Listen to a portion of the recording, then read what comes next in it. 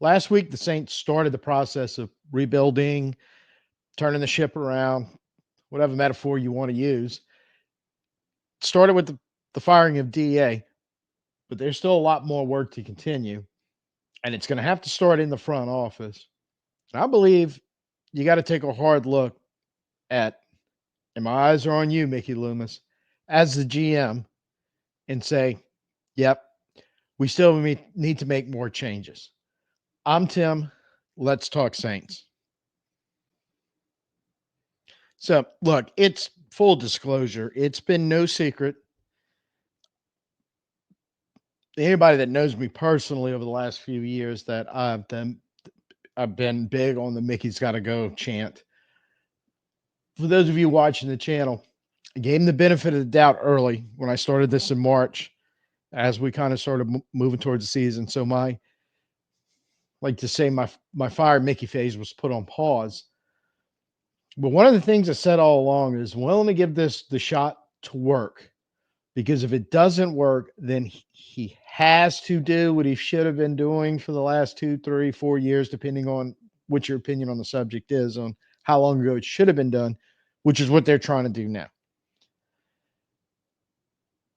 And when that didn't happen, it's why I was immediately back on the fire Mickey phase, but fired Dennis, because it was going to be almost starting, not quite, but close to starting over from scratch to try to get all this done. So, like I said, full disclosure, this is nothing new for me. It's just I'm after about 6 months or 7 months or whatever it's been of okay, let's see what happens.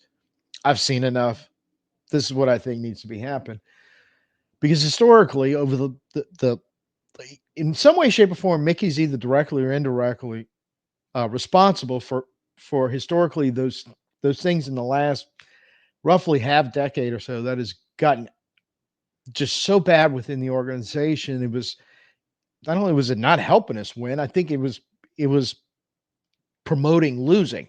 But I keep saying, like, a losing attitude was more prevalent in the culture, the culture of the whole organization, just by some of the the idiocies that involved the salary cap, drafting, free agency, just the way you constructed the roster in general, the way you handled the roster, particularly this year, your activation of game day roster, and how you were making moves during the week that sometimes just made us scratch your heads going, what are you trying to do here? So the construction as a whole, from start to trying to get it to work during the season, and literally head coaching decisions, because, and this is where I'm really, my eyes are on you, Mickey, because he wanted to stick with DA through no matter what, whatever excuse he could try to convince our lying eyes that we weren't seeing what we were seeing, which is, and nothing against Darren Rizzi, but I think it was kind of proven to the point on Sunday that just about anybody else other than DA had a better, much, much higher chance of success than DA with the team, even as it was assembled, even with all these problems handed down by Mickey. But he still didn't want to budge on it. So ownership basically had to go in there and on Monday, the way the Albert Breer Sports Illustrated article sounded is just forced Mickey to do something he still didn't want to do when everybody knew it was time to happen. And that's kind of the mandate, I think. My impression that ownership is sending to everyone, going, what we have, in case you guys running the show haven't figured it out, what we have been trying to do 2, 3, 4, 5 years is no longer working the way we're trying to do it. So let's get ready to do it differently, but to be able to do it differently and hopefully do it way better than we have over that span of time, some changes and some hard decisions are going to have to be made. And this is solely based off my interpretation of the couple times Mickey spoke publicly last week. I mentioned it on the live stream, post-game live stream Sunday night. that publicly, I am inferring from everything he said, and just that, and I'm talking about publicly since DA was fired. I really think you have a petulant, pouty child who after getting his way for so long, the parents finally told him no, put their foot down, no, no longer. This is what you're gonna do because we're actually the ones running the show, not you, no matter what you may think. And so basically, mom and dad just was like, I have had enough. The famous line we've all heard when we've gone too far, and I think he went too far, but his reaction to it is like I said, it's like he's pouting. And you can't convince me this is the guy. You talk about we need buy-in in the building. Buy-in in the building. Rizzi was preaching it all during the week as far as the team, and praised them post-game Sunday in the locker room, if you saw the clips of it, about their buy-in, and wanted to give everybody in the building a game ball because of that. Saying we bought into all the stuff we're trying to do, and we got results. Tidbit of his speech, he went on to say we got to keep doing it. But I'm sitting there watching that going, but does Mickey Loomis truly deserve a game ball for having his hand in anything in the last week? Because his hand was forced by Miss Gale and the ownership team or advisors or whoever was with her. Because it sounds like they went through the building. And I mean it figuratively. I don't know if they were actually there, but they went through the building, putting people on notice. One of which was we've got to terminate DA. We've got to let him go. So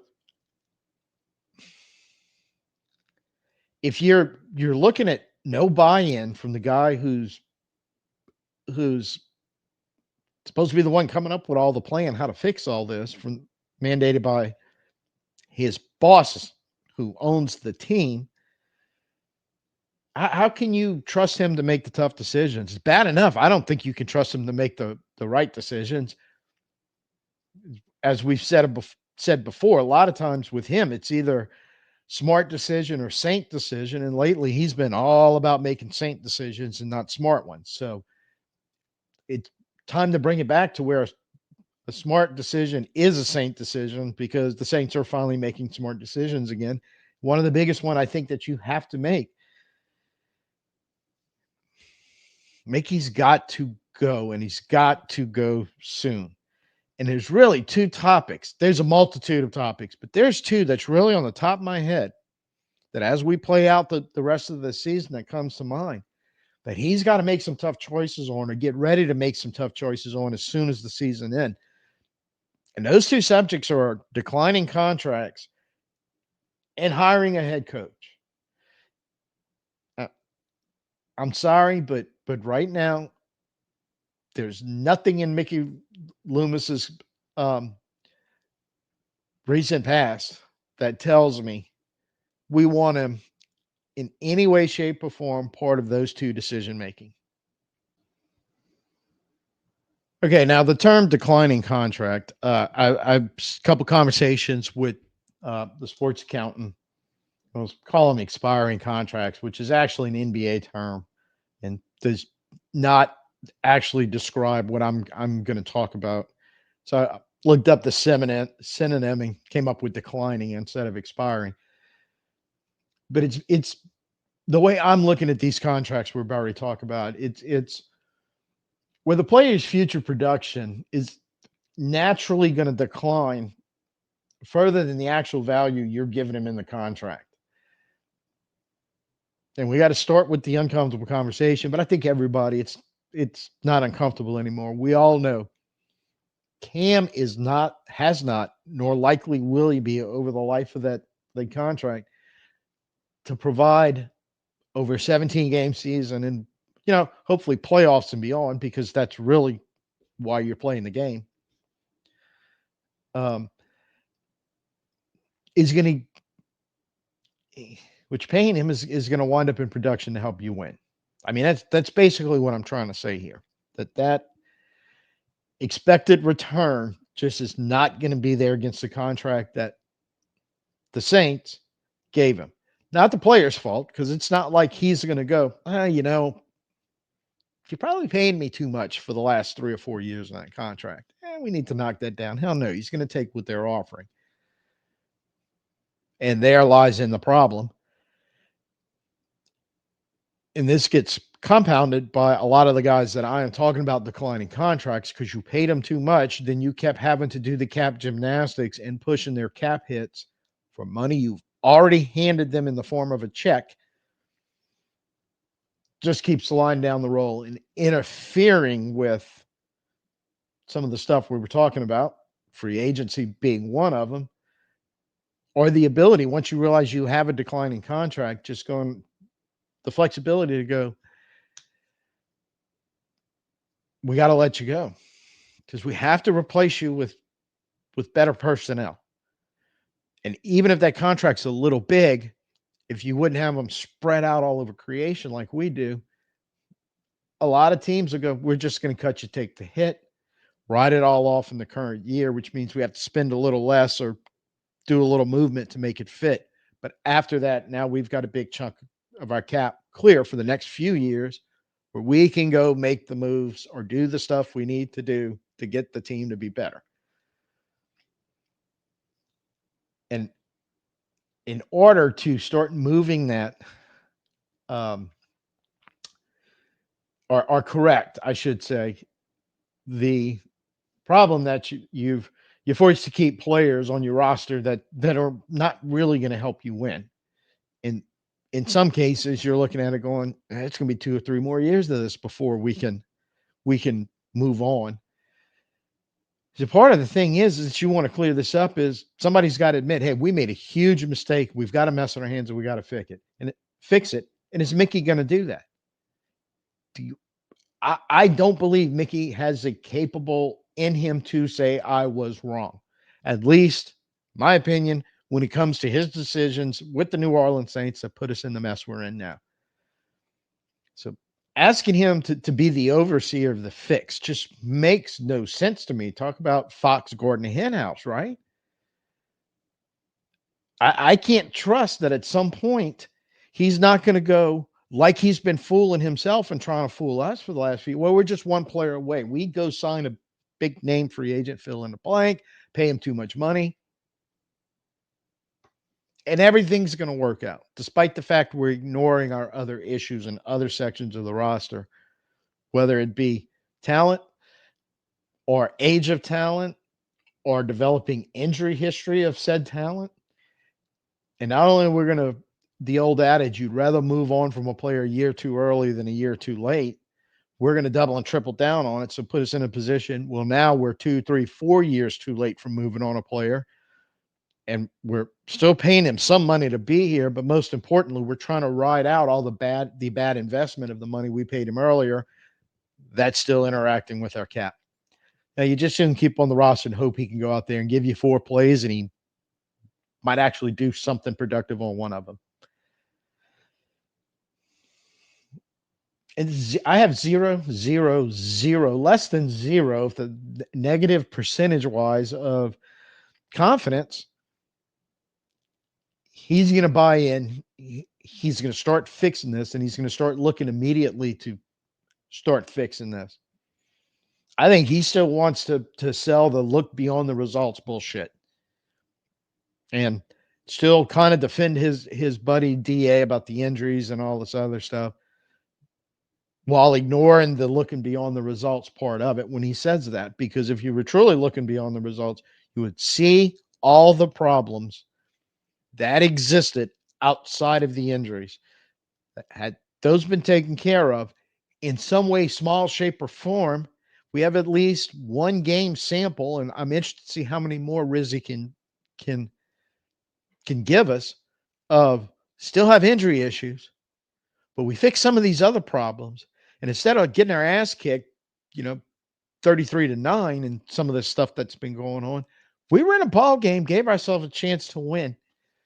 And through leadership, started by the head coach and some key guys on the field on both sides of the ball, fighting passion, We came through. We were able to walk out with a win in a game we never should have won.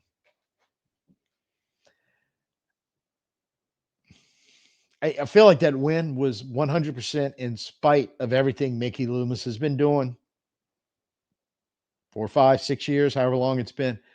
But even what he was doing last week, because you had an organization going trying to win a football game, and you had a guy seemingly to me upset that he or they or whoever was walked in and told DA he was no longer going to be there, that it had to be done, and it was the wrong decision, and I'm still right. Pouty, pouty, pouty.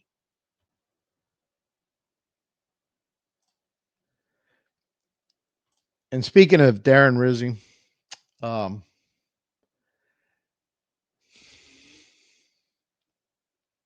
I don't want this to be a referendum on him in one, because one game, as impressive as it was, this isn't about his future involvement with the organization whatsoever, as in the abstract of whoever is in the future of being the head coach of this organization, and how it relates to Mickey Loomis should not be here when that decision making process starts. Because, I mean, do you want the guy being the boss of the guy he obviously doesn't want here, in my opinion, based on what we saw, doesn't want here to replace the guy he wanted to keep? I mean, logically, do you want that dynamic? I mean, basically, the owner of the company came and told the head of department, get rid of your buddy and promote this guy who's been doing a really good job and we knows better than him. You want to be that guy? Going, thanks, boss. Thank you for the promotion. But um, I don't trust Mickey at all in that situation. I really, really don't. And so I think he should be removed of it for the rest of the year. I also think when it's time to decide whether your guy's in the building right now or not, that's a different conversation to have later. And if or not, who we're going to go interview, and what are we going to do, and how's all this going to interact with the guy running the front office who's no longer Mickey Loomis. And part of me says you got to hire Mickey's replacement before you even begin. I mean, you could start evaluating Rizzi and making your evaluations of other potential coaches, but the nuts and bolts of the decision-making process has to be with the new boss, not the one that you desperately need to get rid of right now. I know it has in the past worked where GM gets fired, coach is already in place, new GM comes in type situation, and everything's hunky-dory. But more often than not, I think pretty much what works better is poof, going, we've got to start over, moving on from both of them, then starting from the top down with the direction and leadership of the guy you hire to run everything, the new Mickey Loomis.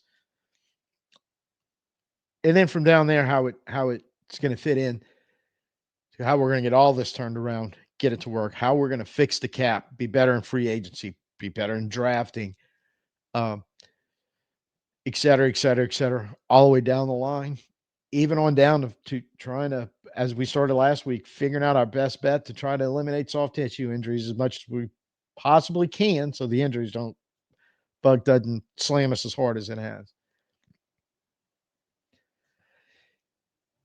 So I think, again, Mickey, Fox Garden, the hen house, if you're going to have him have any hand in this whatsoever, I don't think he can be involved.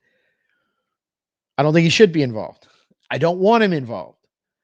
I want to start forward thinking down the road, and then we will talk about this later in more detail, but this is my layout for the broad strokes. The 30,000-foot view of what's going on starts from that far at the top, looking at the guy who's supposed to be up there taking care of all this stuff. And he's fooled himself into thinking that, no, man, I don't need to do anything. We had everything in place to make this a Super Bowl winning team. You just have to look beyond the results, to win and losses, to see that. So if y'all would join me up here in Fantasyland, then I'll show you what I mean. Sorry. No. No, Mickey's got to go.